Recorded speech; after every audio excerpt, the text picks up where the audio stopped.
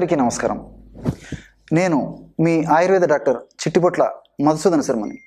మనం ఈ వీడియోలో వేధించే దగ్గుకి అద్భుత అనుభవ వైద్యం అనేటువంటి అంశాన్ని గురించి తెలుసుకోబోతున్నాం. ఈ దగ్గు సర్వసాధారణంగా రెండు రకాలుగా వస్తూ ఉంటుంది. పొడి దగ్గు, కళ్ళెతో కూడినటువంటి దగ్గు. మరి రెండు రకాల దగ్గులు కూడా మనల్ని ఇబ్బంది పెట్టేటువంటి పరిస్థితి ఉంటూ ఉంటుంది. మరి ఈ దగ్గుకు కారణాల గురించి మనం ఆలోచించినట్లయితే కొన్ని రకాలైనటువంటి అలర్జీలు, వాతావరణంలో మార్పులు, జీర్ణాశయ సమస్యలు, కొన్ని రకాలైనటువంటి ఊపిరితిత్తులకు సంబంధించినటువంటి ఇతర అవయవాలకు సంబంధించినటువంటి వ్యాధులు, కొన్ని రకాల వ్యాధులకు వాడే కృత్రిమ రసాయన ఔషధాలు, ఇలాంటివన్నీ కూడా ఈ దగ్గుకి కారణభూతం అవుతూ ఉంటాయి. మరి దగ్గు, పొడి దగ్గు కానివ్వండి, అదేవిధంగా కళ్ళెతో కూడినటువంటి దగ్గు కానివ్వండి, ఏ దగ్గునైనా తగ్గించేటువంటి దివ్యమైనటువంటి పరమాద్భుతమైనటువంటి ప్రకృతి ప్రసాదించినటువంటి అనుభూతమైనటువంటి ఔషధ యోగాన్ని మనం ఈ కార్యక్రమంలో తెలుసుకోబోతున్నాం. మరి ఆ యొక్క ఔషధాన్ని ఎలా తయారు చేసుకోవాలంటే దీనికి కావలసినటువంటి పదార్థాలు మూడే మూడు. మొట్టమొదటిది చూడండి, దుంప రాష్ట్రం. బాగా నిదానంగా చూడండి, దుంప రాష్ట్రం.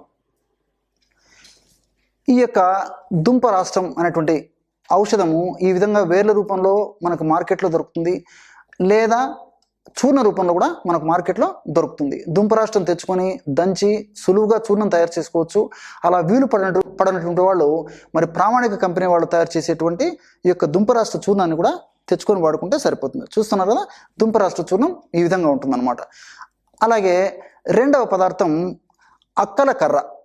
ఈ అక్కల కర్ర అనేటువంటి ఈ యొక్క వస్తువు కూడా ఆయుర్వేద ఔషధ విక్రయశాలలో మనకి సంవత్సరం అంతా దొరుకుతుంది వేర్ల రూపంలో. ఆ యొక్క చూర్ణము ఇలాగుంటుంది అనమాట. అక్కల కర్ర యొక్క చూర్ణము ఇలాగుంటుంది. మరి ప్రామాణిక కంపెనీ వాళ్ళు తయారు చేసేటువంటి అక్కల కర్ర చూర్ణాన్ని తెచ్చుకొని కూడా మనం వాడుకోవచ్చు. అదేవిధంగా మూడవది మిరియాలు. మిరియాలను వేయించి చూర్ణం చేసి పెట్టుకోవడం వల్ల మిరియాల చూర్ణం ఈ విధంగా ఉంటుందన్నమాట.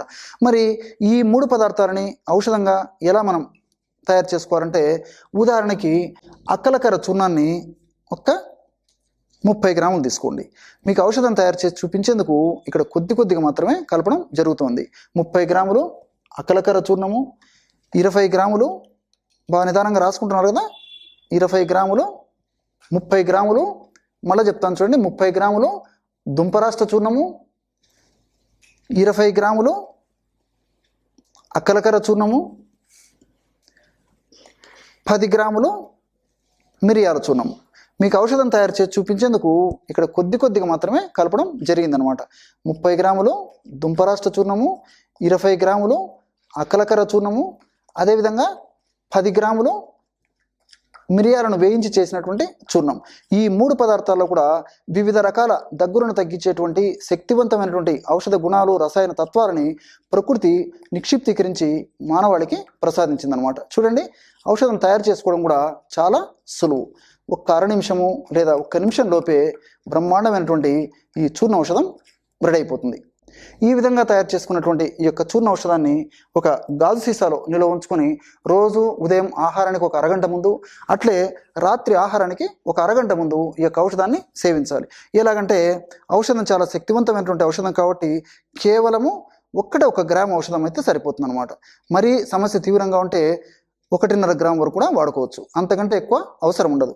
ఈ విధంగా 1 నుంచి 1.5 గ్రాము వరకు ఈ యొక్క ఔషధాన్ని ఆ యొక్క సమస్య తీవ్రతను బట్టి తీసుకొని అందులో తగినంత స్వచ్ఛమైనటువంటి తేనె కలిపేసేయాలి. ఇంతే. చూడండి, 3 చూర్ణాలు కలిపి తయారు చేసుకున్నటువంటి ఈ యొక్క చూర్ణాన్ని 1 లేదా మరీ అవసరమైతే 1.5 గ్రాము వరకు తీసుకొని అందులో స్వచ్ఛమైనటువంటి తేనె కలిపేసి ఒక్క ప్రమాణంగా సేవించాలి.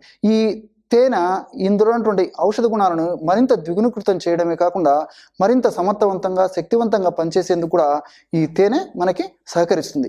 కాబట్టి ఒక మధుమేహ వ్యాధిగ్రస్తులు మినహా మిగిలిన వాళ్ళందరూ కూడా ఈ యొక్క ఔషధాన్ని వీలైనంత వరకు ఈ పద్ధతిలో స్వచ్ఛమైనటువంటి తేనె కలిపేసి తీసుకుంటే సరిపోతుంది అనమాట.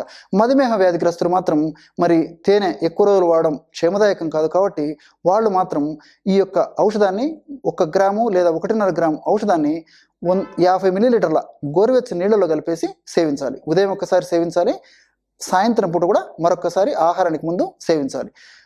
మిగిలిన వాళ్ళందరూ కూడా ఈ విధంగా తేనె కలిపేసి సేవించాలి. చూడండి, అద్భుతమైనటువంటి ఔషధం రెడీ అయిపోయింది. ఈ విధంగా రోజు 2 సార్లు ఈ యొక్క ఔషధాన్ని ఈ పద్ధతిలో వాడుకోవడం వల్ల అతి త్వరలోనే వివిధ రకాల దగ్గుల నుంచి విముక్తి లభిస్తుంది. చూశారు కదా, ఇటువంటి చక్కనైనటువంటి అద్భుతమైనటువంటి అందరికీ అందుబాటులో ఉండేటువంటి క్షేమదాయకమైనటువంటి ఔషధాన్ని ప్రకృతి మాత వివిధ రకాలైనటువంటి దగ్గులకు ప్రసాదించిందో తెలుసుకున్నారు కదా. మరొక వీడియోలో మరొక అంశంతో మళ్ళీ కలుద్దాం. అంతవరకు నమస్కారం. మీ చిట్టిపొట్ల. ఆరోగ్యానికి వంటింటి చిట్కాలు చూస్తున్నారు కదా, ఆరోగ్యానికి వంటింటి చిట్కాలు. ఈ పుస్తకం కూడా మార్కెట్లో చాలా పాపులర్ అయింది. ఈ పుస్తక ప్రత్యేకత ఏంటంటే, మరి మీకు ఈ విషయం కూడా చెప్పాలి. పుస్తకం చిన్నదిగా ఉన్నప్పటికీ దీంట్లో ఉన్నటువంటి అంశం చాలా ఎక్కువగా ఉంటుంది. అంటే చాలా ఉపయుక్తకరమైనటువంటి అంశం.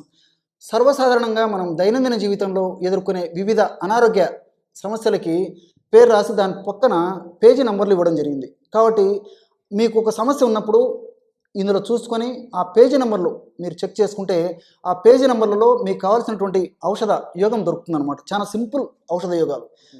రెండవ పుస్తకం ఔషధ మొక్కల్లో ఆరోగ్య రహస్యాలు. కాబట్టి ఈ పుస్తకంలో మన చుట్టుపక్కల ఉండేటువంటి చెట్లు, మొక్కలు, వీటికి సంబంధించినటువంటి వివరాలు, ఏ మొక్కను, ఏ అవయవాన్ని, ఏ పరిస్థితిలో, ఎంత డోసులో, ఏ పద్ధతిలో తయారు చేసుకొని వాడుకోవాలనేది కూడా ఇందులో రాయడం జరిగింది. అట్లే మూడవది మన కోసం మన వైద్యం. మన కోసం మన వైద్యం.